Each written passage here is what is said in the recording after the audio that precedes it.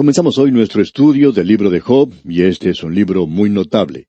Es el primero de los libros poéticos. En esta serie de libros que estamos comenzando hoy, tenemos además del libro de Job, los libros de Salmos, Proverbios, Eclesiastés, Cantar de los Cantares y Lamentaciones.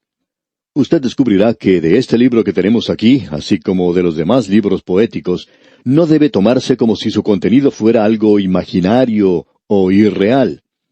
Tampoco debemos interpretar con el término poético como si fuera algo que tiene rima. La poesía hebrea se forma por medio de la repetición de una idea que se llama paralelismo. Ahora, el diálogo en el libro de Job es poético. La conversación en ese día era en forma poética. Si usted ha leído alguna vez la Ilíada o la Odisea de Homero, puede tener un ejemplo de cómo era la literatura secular de entonces, porque era algo común en esos días. Ahora, este libro es algo realmente notable, como ya hemos dicho. Hay muchas cosas interesantes que se pueden decir de él. ¿Quién fue su autor? Pues bien, se ha sugerido que Moisés podría haber sido su autor. Hay otros que opinan que fue Esdras quien lo escribió. Otros dicen que Salomón. Y aún hay otros que mencionan a Job y también a uno de los amigos de Job llamado Eliú. Él es uno de los consoladores miserables, digamos, de Job. Hay quienes creen que fue este hombre Eliú quien lo hizo. No estamos muy seguros, pero puede que haya sido él quien lo hizo. Notemos lo que dicen los versículos 16 y 17 del capítulo 32 de Job. Yo pues he esperado, pero no hablaban. Más bien callaron y no respondieron más. Por eso yo también responderé mi parte. También yo declararé mi juicio. Usted puede darse cuenta de la forma en que está hablando Eliú, y puede notar que usa el pronombre yo en estos versículos en forma repetida, lo que podría indicar que él fue quien lo escribió. Ahora hay algo más que es de interés acerca de este libro. Nosotros no sabemos quién fue el autor, tampoco sabemos el período cuando vivió Job, no sabemos ni siquiera dónde vivió. Ahora sabemos que habrá personas que digan dentro de un momento que aquí podemos leer que hubo en tierra de Uz un varón llamado Job. Bueno, nosotros hemos sido presentados a este hombre y vamos a aprender mucho acerca de él, pero sinceramente hablando, no conocemos la tierra de Uz. No sabemos que ninguna persona haya podido señalar el lugar exacto donde estaba ese lugar. Hablaremos de eso un poco más adelante. Pero la época y el lugar, que son cosas de tanta importancia en estos libros o en cualquier literatura, no son mencionados aquí. No se menciona el tiempo y tampoco se menciona el lugar. Ahora podemos sugerir ciertas cosas y vamos a hacer eso. En primer lugar, quisiéramos sugerir que esto nos llega de la época de los patriarcas, debido al período de la duración de la vida de Job. Él, como usted sabe, vivió mucho tiempo y esto indica que este hombre habría vivido en esa época en particular. Se nos dice al final de este libro, allá en el capítulo 42, versículo 16, después de esto, vivió Job 140 años y vio a sus hijos y a los hijos de sus hijos hasta la cuarta generación. Esto lo pondría a él en ese período que hemos mencionado. Luego, en este libro, encontramos que Job actuaba como el sumo sacerdote en su familia. Aquí no se menciona ninguna mención de los hijos de Israel, así es que evidentemente tuvo lugar antes que ellos llegaran a existir. Tenemos luego que Elifaz era descendiente del hijo mayor de Esaú. Uno puede encontrar eso en Génesis, capítulo 36, versículo 10. Hay quienes opinan que el tiempo de este libro debería ser durante el tiempo de Jacob, y bien podría ser eso también. Lo importante acerca de este libro de Job es que hay muchos problemas que son presentados y que son resueltos en sus páginas. Este es un libro considerado como una obra filosófica mayor, y una de las cosas a determinar es ¿por qué sufre el justo? O lo podríamos decir de esta otra forma, da las razones por las cuales sufre el justo. No creemos que esto sea su enseñanza principal, aunque muchas personas toman esta posición. Luego, tenemos que fue escrito para censurar las calumnias de Satanás contra la humanidad.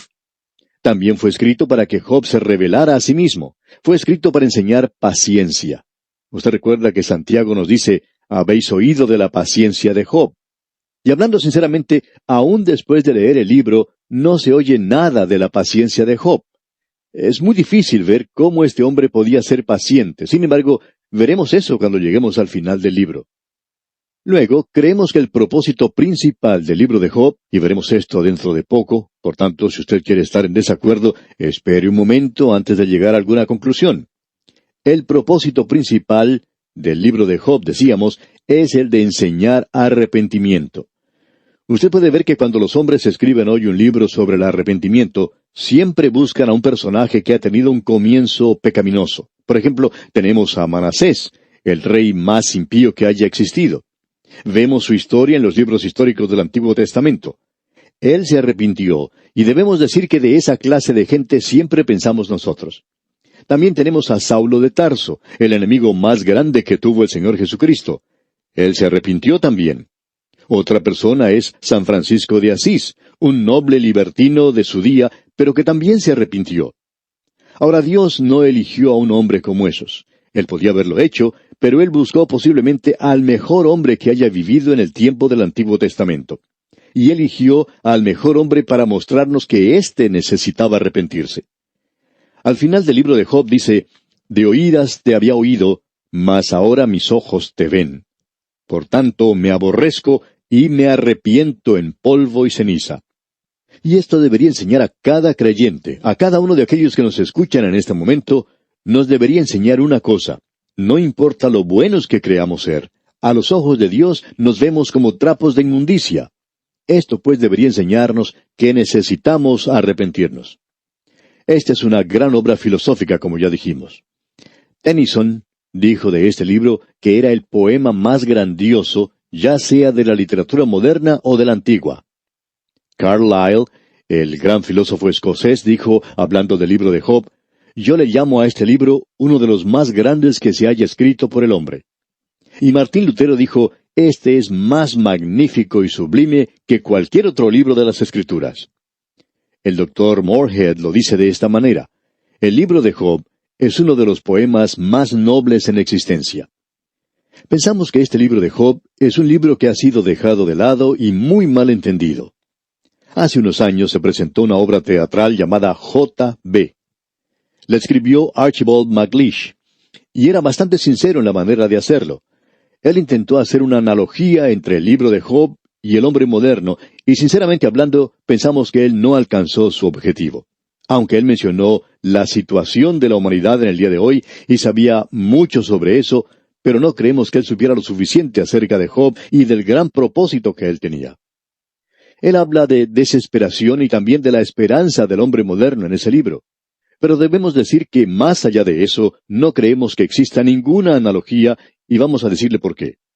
El libro de Job revela a un hombre que está muy consciente de Dios, quien al principio no se veía a sí mismo a la luz de la presencia de Dios, y que no encontraba nada malo en sí mismo, aunque él era ciertamente una persona muy egoísta en lo que concernía a su propia justicia.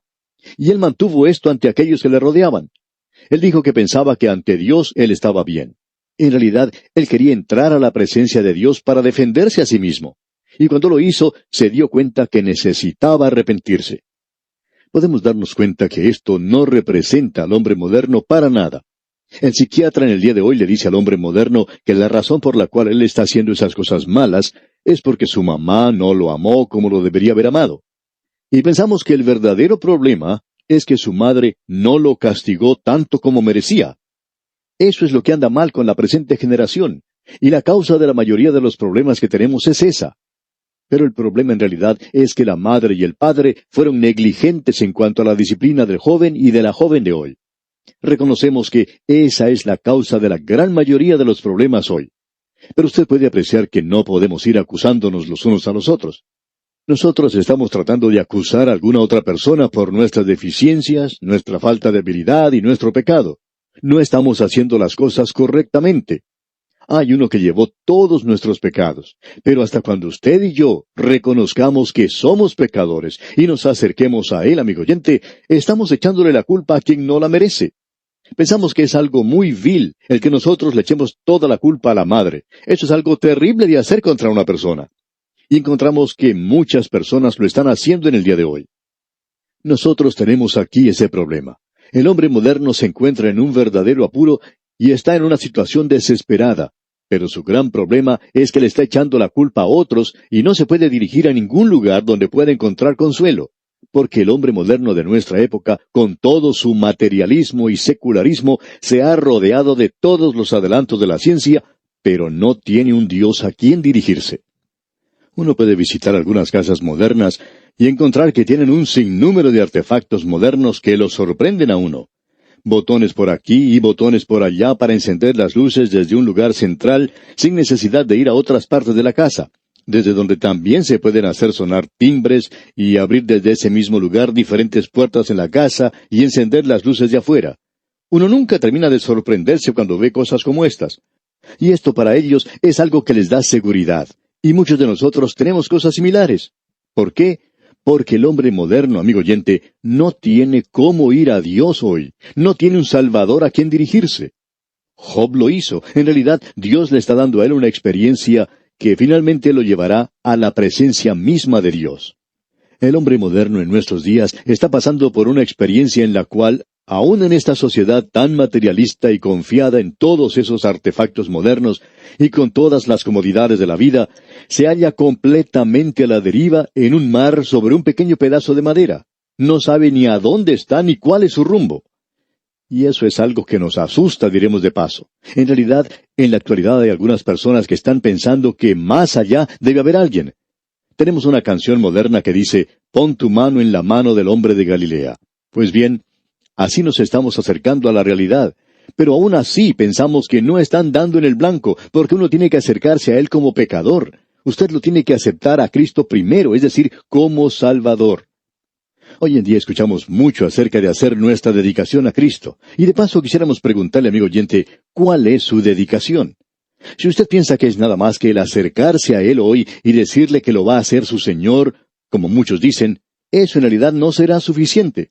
Él dijo que iba a haber muchos que se acercarían a Él en aquel día diciéndole, «Señor, Señor». Usted no lo puede hacer a Él primero su Señor. En primer lugar, lo tiene que aceptar como Salvador. Él murió por usted.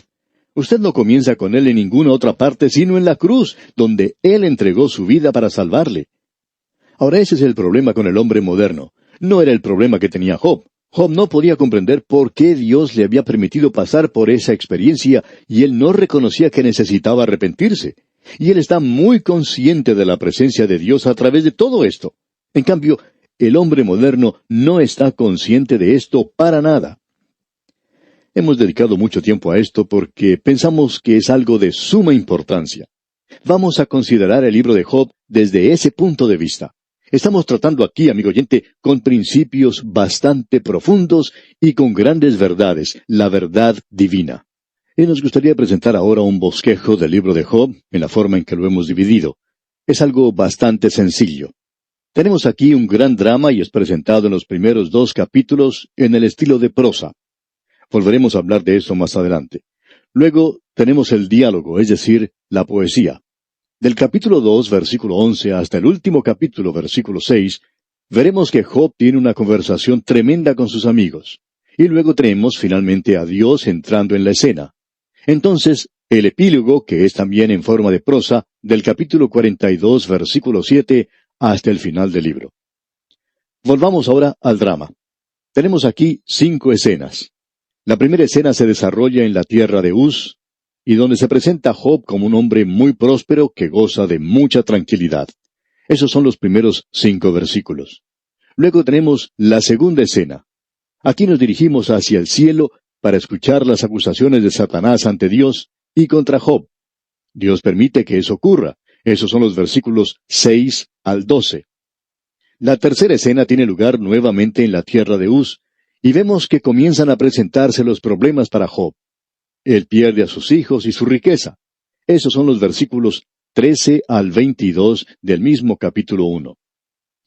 Luego, la escena nuevamente tiene lugar en el cielo. Esto lo vemos en el capítulo 2, en los primeros 6 versículos. Y aquí tenemos otra vez a Satanás ante Dios. Luego, finalmente, volvemos a la tierra en el versículo 7 del capítulo 2 hasta el versículo 10. Esto es nuevamente la tierra de Uz, y vemos que Job ha perdido su salud y también la compasión o simpatía de su esposa. Este es un libro tremendo, podemos decir de paso, y vamos a ver en realidad lo que Satanás está haciendo contra este hombre, quitándole todo lo que tiene para que él llegue a negar a Dios. Y aún su propia esposa sugiere que lo haga. Le dice, maldice a Dios y muérete. La escena comienza entonces en el capítulo 1, versículo 1. Leamos. Hubo en tierra de Uz un varón llamado Job, y era este hombre perfecto y recto, temeroso de Dios y apartado del mal. Amigo oyente, esta es una escena maravillosa la que tenemos ante nosotros. Estamos en la tierra de Uz. Este lugar podría ser cualquier parte de nuestro planeta. Tenemos una sugerencia que hacer aquí que quizás indicaría dónde podría estar. Era en algún lugar del Medio Oriente, y más allá de eso, pues no se sabe nada específicamente. Josefo, el historiador, da un poco de luz sobre la ubicación de Uz. Según Génesis capítulo 22, versículo 21, el primogénito de Nacor, el hermano de Abraham, se llamaba Uz, y se nos dice que él fue fundador de la antigua ciudad de Damasco. En realidad, esta es la ciudad más antigua que ha sido habitada continuamente en este mundo. Reconocemos que hay algunas otras ciudades que también dicen ser eso.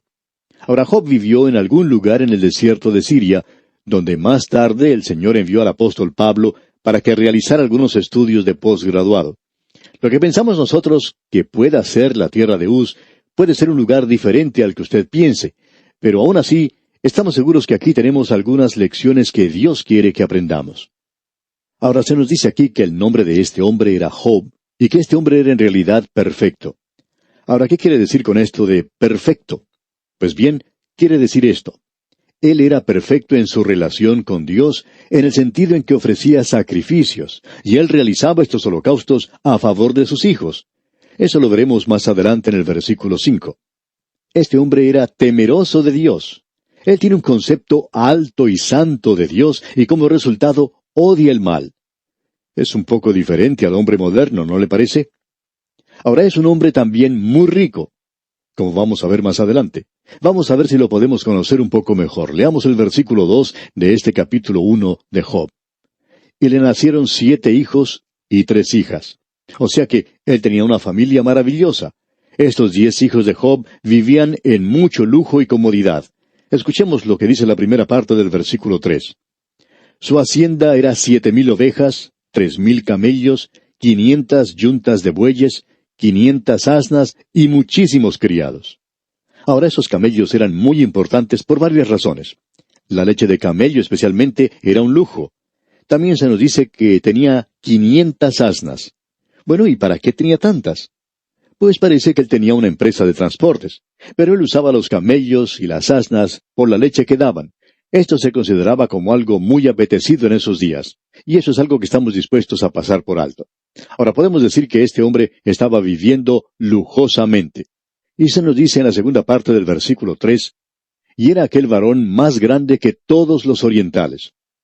Esto nos dice mucho acerca de este hombre. Era una persona muy rica, mucho más rica que los millonarios que conocemos en nuestros días. Él era un hombre muy rico en su día. Luego en el versículo 4 leemos, e iban sus hijos y hacían banquetes en sus casas, cada uno en su día, y enviaban a llamar a sus 3 hermanas para que comiesen y bebiesen con ellos.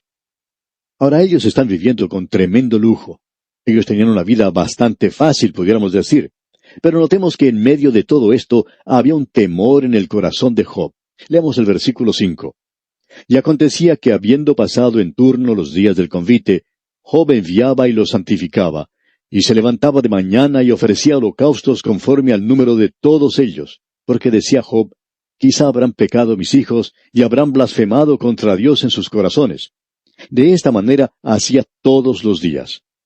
Lo que nos llama la atención aquí es que Job no sentía que él necesitaba presentar un holocausto por sí mismo. Él pensaba que estaba bien con Dios. Él sentía que quizás sus hijos o sus hijas no estaban tan cerca de Dios como deberían estarlo, de modo que él ofrecía holocaustos por ellos. Él era como el sumo sacerdote en su propia familia. Podemos decir aquí que este es un cuadro bastante destacado el que se nos está presentando.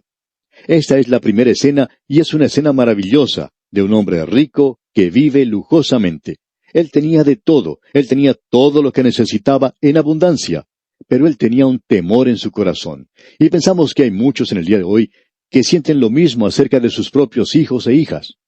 Este hombre reconoció que él no podía hacer nada con ese problema, por tanto, se dirigió a Dios. Amigo oyente, Hay muchos padres y madres en nuestros días que están muy preocupados porque tienen un hijo o una hija que ha abandonado su hogar y que está con problemas, quizá usando drogas, y ellos no han tenido la capacidad de dirigirse a Dios como lo hizo este hombre, y como resultado debemos decir, ellos se encuentran con problemas demasiado grandes para resolver.